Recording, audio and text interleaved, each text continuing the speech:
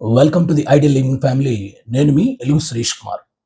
ఇవాళ ఒక useful concept, చాలా ఉపయోగకరమైనటువంటి అంశంతో మీ ముందుకు వస్తున్నా. అదేంటి అంటే భయం. ఈ ఫియర్ లేదా ఫోబియా ఎంత ప్రమాదకరమైనదంటే, భయం వల్లే మన జీవితంలో ఎన్నో విషయాలలో ముందడుగు వేయలేకపోతున్నాం. ఈ భయం వల్లే మనం అభివృద్ధిని సాధించలేకపోతున్నాం. ఈ భయం వల్లనే మనం అనుకున్న లక్ష్యాలు సాధించలేకపోతున్నాం. జననం నుంచి మరణం వరకు, పుట్టినప్పటి నుంచి చనిపోయేంత వరకు ఏదో ఒక విషయాల్లో ఏదో ఒకటి తలుచుకుంటూ మరి మనిషి భయపడుతూ కొన్ని సమయాల్లో తన ప్రయాణాన్ని మొదలుపెట్టడానికే వెనకంజ వేస్తున్నాడు. సో భయం అనేటువంటిదే లేకపోతే ఒక్కసారి మీరు ఆలోచించండి. కేవలం ఈ భయం వల్లనే మీరు ఎన్నిసార్లు అనుకున్న లక్ష్యాలను సాధించుకునే దిశలో ప్రయాణమే మొదలుపెట్టలేకపోయారు. చాలామంది భయం వల్లనే కనీసం వాళ్ళ జర్నీని స్టార్ట్ కూడా చేయలేరు, మొదలు పెట్టలేరు. ఇది మరి శిశువు దగ్గర నుంచి ముసలి వాళ్ళ వరకు ఏదో ఒక కోణంలో భయపడుతూ ఉంటారు. ఈ వీడియో మీకు ప్రతి ఒక్కరికి ఉపయోగపడుతుంది. ఏదో ఒక కోణంలో మీలో ఉన్నటువంటి భయాలను తొలగించుకోవడానికి, తద్వారా మీరు అనుకున్న లక్ష్యాలు కానీ, ఆరోగ్యం కానీ, అభివృద్ధి కానీ సాధించడానికి ఈ వీడియో చాలా చక్కగా ఉపయోగపడుతుంది. తప్పకుండా చివరి వరకు చూడండి. అసలు భయం అనేటువంటిది ఒక మానసికమైనటువంటి దృక్పథం. ఇది వివిధ రకాలుగా ఉంటుంది. రియల్గా చెప్పాలంటే భయం అనేటువంటిది ఇంగ్లీష్లో ఫియర్ అంటారు కదా.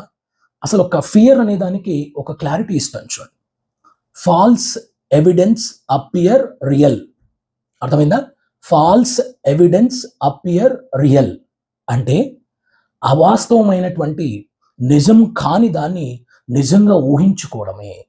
అవాస్తవమైన దాన్ని వాస్తవంగా ఊహించుకోవడమే ఈ భయము. ఫియర్ అంటే ఫాల్స్ ఎవిడెన్స్ అపియర్ రియల్ అని నేను ఒక ఆంగ్ల పుస్తకంలో ఇది వినడం జరిగింది ఫ్రెండ్స్. కాబట్టి చాలా భయాలు వాస్తవికమైనవి కాదు, ఊహాజనితమైనటువంటి అన్నమాట. అసలు భయాలు అనేటువంటివి ఎందువల్ల వస్తాయి అంటే, కొన్ని భయాలు అంటే వాస్తవికంగా ఉంటాయి. ఉదాహరణకి పాము కరిస్తే మనకు చనిపోతాం అనేటువంటిది కానీ, అందులో కూడా కొంత అవాస్తవం ఉంది. ఎందుకంటే అన్ని విషపూరితమైనటువంటి పాములు కాదు, అది కూడా భయం వల్లనే జరుగుతుంది. పైనుంచి క్రిందికి పడితే ప్రమాదం జరుగుతుందని, చనిపోయే అవకాశం, చాలా ఎత్తు ప్రదేశాల నుంచి పడితే మనకు ఎంతో ప్రమాదాలు జరుగుతాయి అనేటువంటిది, అది ఒక భయం. అది వాస్తవిక భయం. ఊహాజనితమైనటువంటి భయాలు అంటే అవి వాస్తవం కాకపోయినా అలా జరగవచ్చు అని ఊహించుకునేటువంటి భయాలు. రియల్గా చెప్పాలంటే భయాలు అనుభవరీత్యా జరిగి ఉంటాయి, వాస్తవంగా జరిగి ఉంటాయి. మన జీవితంలో జరిగినటువంటి వాస్తవాలు ఆధారంగా మనకు భయం ఏర్పడుతుంది. ఎప్పుడైనా కుక్క కరిచింది, నీ చిన్నప్పుడు ఎప్పుడో నిన్ను కుక్క కరిచింది, సో అప్పటి నుంచి కుక్క అంటే భయం. అది వాస్తవికమైనటువంటి భయం. ఎప్పుడైనా నువ్వు మెట్ల నుంచి పై నుంచి కింద పడ్డావు, గాయాలు అయ్యాయి అనుకోండి, సో అది వాస్తవిక భయం. వాస్తవిక భయం నీ అనుభవపూర్వకంగా జరిగినటువంటి భయాలు కొన్ని ఉంటే, ఎక్కువగా కల్పిత భయాలు అంటే సినిమాల ద్వారాను, మీడియా ద్వారాను, మన తల్లిదండ్రుల ద్వారాను, మన అవతాతల అంటే బామ్మలు, మన ముసలి వాళ్ళు, మన కేర్ టేకర్స్ కల్పించినటువంటి భయాలు. చీకట్లో వెళ్ళొద్దు, దయ్యం ఉంటుంది, అక్కడికి వెళ్తే బూచోడు ఉంటాడు అంటే పిల్లలను భయపెట్టడానికని మనం ఇచ్చినటువంటి ఆ యొక్క సందేశం వాళ్ళ మైండ్లో ఒక భయానకాన్ని సృష్టించి, అలాంటి సందర్భం వచ్చినప్పుడు ఊహాజనితమైనటువంటి భయాలు వస్తాయన్నమాట.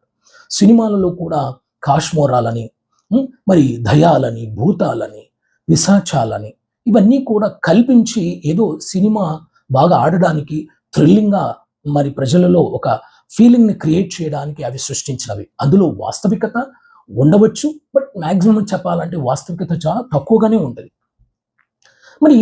వాస్తవము కాని వాటిని మనం ఊహాజనితంగా ఊహించుకునేటువంటి భయాలు కొన్ని, నీ అనుభవపూర్వకంగా నువ్వు వాస్తవికంగా ఉన్న వాటిని చేసేది. ఇప్పుడు ఇంట్లో భయపడతాం. బొద్దింకలంటే కొంతమందికి భయం. ఈ బొద్దింకలంటే భయం కొంతమందికి అయితే, బల్లులంటే కొంతమందికి భయం. ప్రపంచంలో అందరికీ బొద్దింకలంటే భయమా? ఆ యొక్క బల్లులంటే భయమా? చైనా వాళ్ళు బొద్దింకలు, బల్లులు కూడా తింటున్నారే. అంటే ఎందుకు భయం అంటే వాటిని చూస్తే అలర్జీ, లేదా అవి మీద పడితే ఓలాగా ఫీలింగ్ ఉండడం వల్ల దానికి చిన్నప్పటి నుంచి అదొక భయంగా వాళ్ళు క్రియేట్ చేసుకుంటారు. అంతెందుకండి, పుట్టినప్పుడు శిశువు తల్లిదండ్రులు కనపడకపోతే భయం. ఓకే. ఎవరు లేకపోతే భయం. చీకటి చూస్తే భయం. మరి ఒక్కసారి ఏదైనా పెద్ద శబ్దం వస్తే భయం. అందులో వాస్తవం ఉంది. ఎందుకంటే వాడికి ఇక జ్ఞానం ఉండదు కాబట్టి ఎవరూ లేకపోతే వాడిలో ఒక ఆందోళన క్రియేట్ అయ్యి భయపడతారు.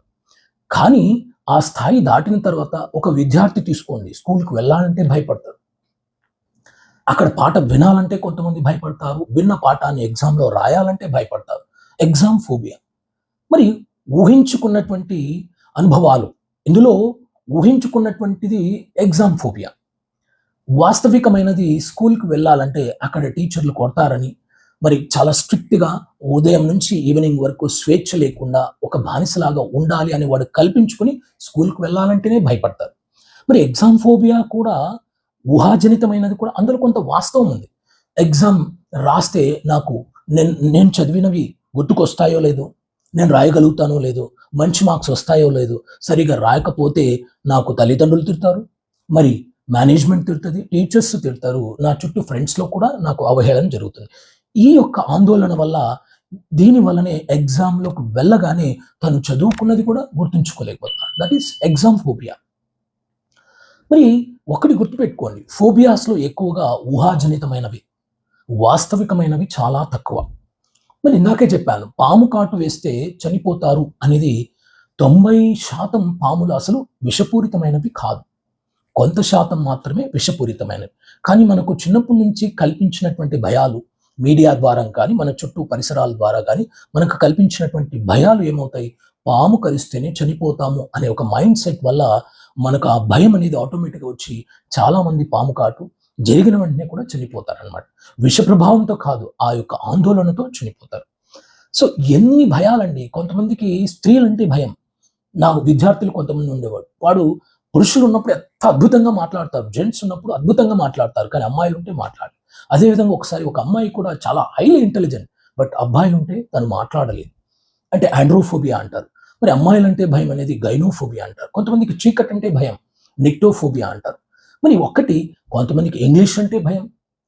ఇంగ్లీష్‌లో మాట్లాడాలంటే భయం. ఇంగ్లీష్ చదవాలంటే భయం. ఇంగ్లీష్‌లో ఎగ్జామ్ రాయాలంటే భయం. మరి ఒక్క విషయం గుర్తుంచుకో. నిజంగా ఇంగ్లీష్ అనేది అంత క్లిష్టతరమైనదైతే, అంత భయానకమైనదే అయితే ప్రపంచంలో అందరికీ కష్టంగా ఉండాలిగా. మరి కొంతమంది కాదు, చాలా మందికి ఇంగ్లీష్ ఈజీగా ఉంది. అందుకోసమే ప్రపంచంలో ఎక్కువ మంది మాట్లాడుతున్న భాష ఇంగ్లీష్ అన్నమాట. కానీ నీకు మాత్రమే ఎందుకు ఇంగ్లీష్ భయంగా ఉంది? చిన్నప్పటి నుంచి దానిపైన ఒక నెగెటివ్ యాటిట్యూడ్ అన్నమాట. ఆంగ్లోఫోబియా. ఇంగ్లీష్ అంటే ఒక భయం. దాన్నొక భూతంలాగా, దాన్నొక పెనుభూతంలాగా, ఒక పిశాచిలాగా చూస్తూ ఇంగ్లీష్‌ని చూడగానే భయపడడం, మాట్లాడాలంటే భయం, రాయాలంటే భయం, చదవాలంటే భయం, చదివినది గుర్తుంచుకోవాలంటే భయం. ఒక్కసారి చూడండి. అది ఎక్కువగా కల్పితమైనటువంటిది, లేదా నీకు దానిపైన ఉన్న నెగెటివ్ యాటిట్యూడ్, నెగెటివ్ కోణంలో దాన్ని చూస్తుండడం వల్లనే నువ్వు నేర్చుకోలేకపోతావు. ఒక్కసారి ఆందోళన తగ్గించి దాని లాజిక్ ఏంటో తెలుసుకొని, ఇంగ్లీష్‌లోని బేసిక్స్, ఫండమెంటల్స్ తెలుసుకొని ధైర్యంగా నేర్చుకోవడం మొదలుపెడితే, ధైర్యంగా తప్పుల గురించి ఆలోచించకుండా మాట్లాడడం మొదలుపెడితే, ఒక్క రోజుకి అద్భుతంగా నువ్వు ఇంగ్లీష్ మాట్లాడగలవు. కేవలం భయం వల్లనే నీ జీవితం మొత్తం ఇంగ్లీష్‌లో మాట్లాడడానికి సాహసించకపోవడం వల్ల, తప్పులు చేస్తాననే భయం వల్ల అలాగే జీవితాంతం ఉండిపోతున్నావు. ధైర్యం చేసి చూడు.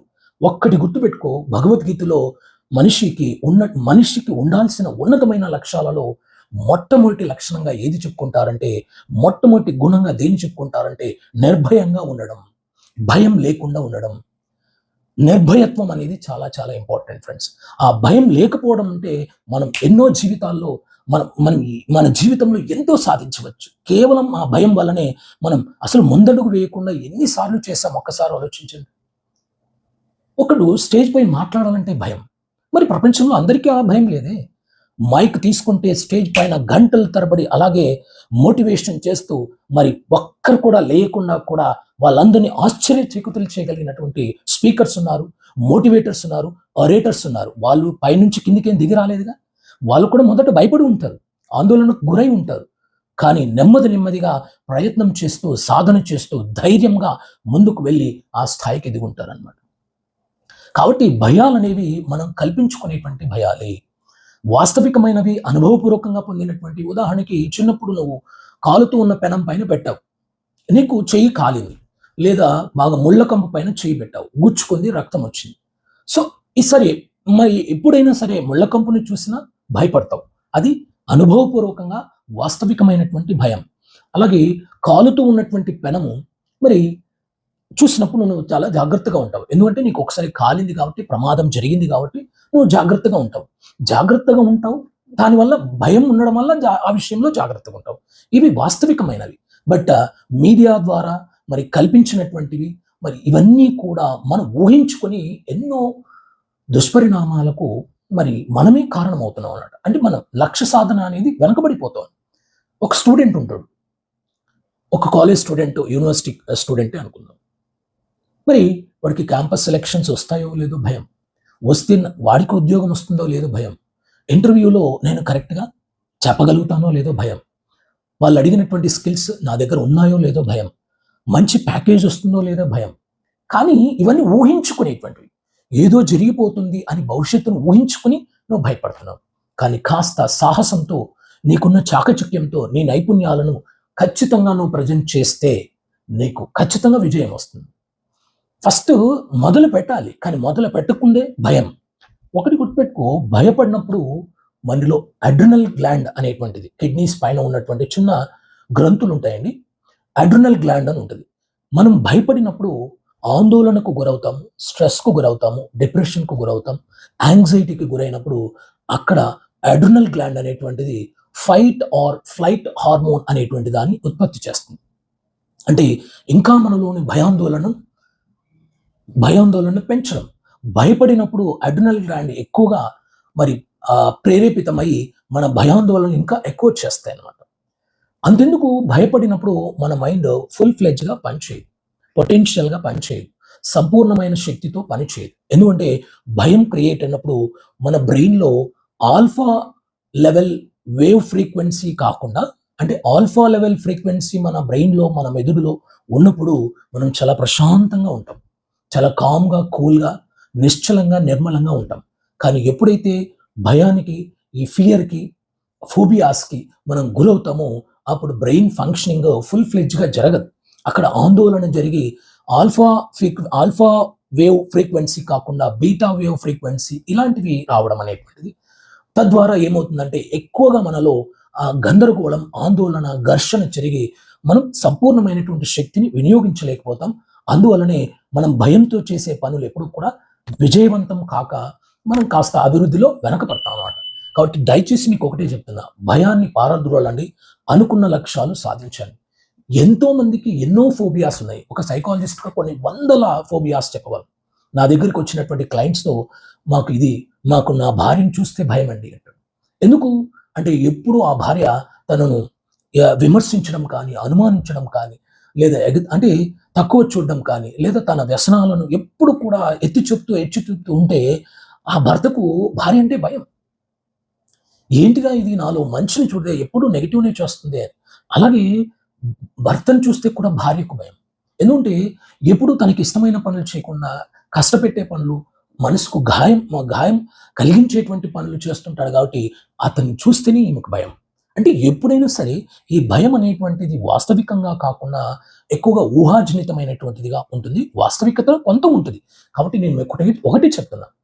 ఊహాజనితమైనటువంటి భయాలను దూరం చేసుకోండి. వాస్తవికమైనటువంటి భయాలు ఉంచితే జాగ్రత్త పడండి.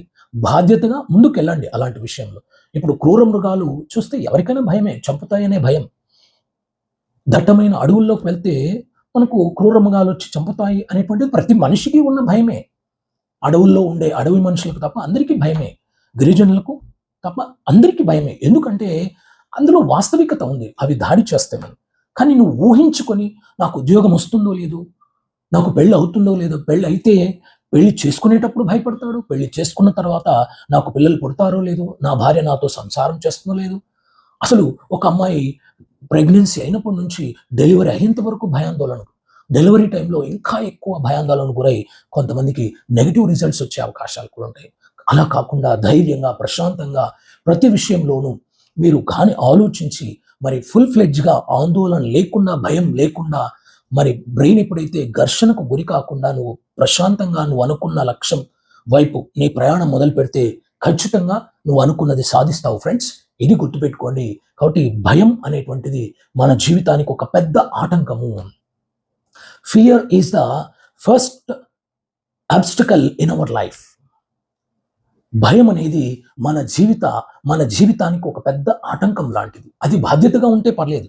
ఈ భయం అనేది మన జీవితంలో అభివృద్ధికి ఒక పెద్ద ఆటంకంగా ఉంటుంది ఫ్రెండ్స్. కాబట్టి దిస్ ఇస్ వెరీ ఇంపార్టెంట్. మీరు తెలుసుకొని భయాందోళనను సాధ్యమైనంత వరకు ఊహాజనితమైన వాటిని మరి తక్కువ చేసుకొని వాస్తవికమైన విషయాల్లో జాగ్రత్త పడుతూ ముందుకు వెళ్తే మీకు అద్భుతమైనటువంటి ఫలితాలు వస్తాయి. చాలా మందికి చాలా చాలా భయాలు ఉంటాయి. మీకు ఎలాంటి ఫోబియాస్ ఉన్నాయి, ఎలాంటి ఫియర్స్ ఉన్నాయి, మరి ఈ ఫియర్స్ని ఫోబియాస్ని ఎలా పోగొట్టుకోవాలో మీకు కామెంట్లో మీకున్న భయాలు రాయండి. వాటిని ఎలా పోగొట్టుకోవాలో నెక్స్ట్ వీడియోస్ ఒక్కొక్క దాని గురించి, అంటే ప్రజలు ఎక్కువగా, మీరు ఎక్కువగా లేదా చాలా మంది మనుషులు ఎక్కువగా భయపడుతున్న విషయాల్లో ఆ ఫోబియాస్ని ఎలా పోగొట్టుకోవాలో మీకు తెలియపరుస్తా. మరి ఎలుగు సురేష్ కుమార్ ఒక సైకాలజిస్ట్గా నేను మీకు హెల్ప్ చేయగలను. మీరు చేయాల్సిందల్లా ఏంటంటే మన ఛానల్ను సబ్స్క్రైబ్ చేయండి, మన ఐడియల్ లివింగ్ ఫ్యామిలీని విస్తరించండి, షేర్ చేయండి.